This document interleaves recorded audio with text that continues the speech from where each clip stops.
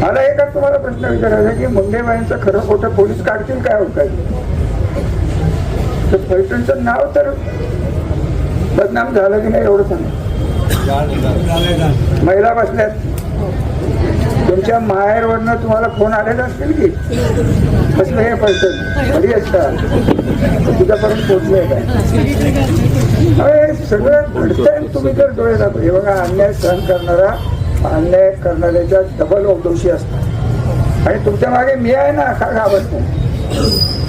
याच्या पुढे जर कार्यकर्त्याला त्रास झाला, महिला भगिनीला जर त्रास झाला, हा रामराजे काळा कोट घालून कोर्टात उभं राहील तर मी वकील.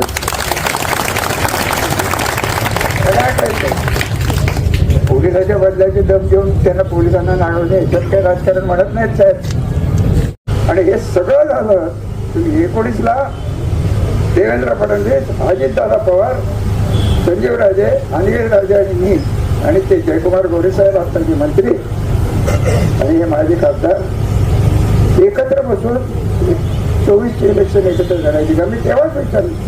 तेव्हाही देवेंद्र साहेब म्हणले रामराजे मी थांबवलो. अजून काय तुम्हाला पुरावा पाहिजे? साक्षात आत्ताचे मुख्यमंत्री केस पाहायला माझ्या बाजूने होते त्या काळात, म्हणून मी परवाच्या केसमध्ये म्हणलं जरी त्यांनी तथाकथित क्लीन चिट दिली असेल, अजूनही कदाचित आले तर ते बोलतील काय बोलायचे, त्यांचे ते हक्क आहेत. परंतु त्यांच्या न्यायबुद्धीवर माझा विश्वास आहे. त्याचं कारण या पद्धतीने मुख्यमंत्री सध्या वागतायत. अख्ख्या भारतात पसरलेल्या या भारतीय जनता पार्टीच्या बदनामीचं मूळ कारण सातारा जिल्ह्यात नाही. हे भारतीय जनता पार्टीला दोन जे भस्मासूर इथं तयार झालेले आहेत त्यांच्यावर ते काय करायचं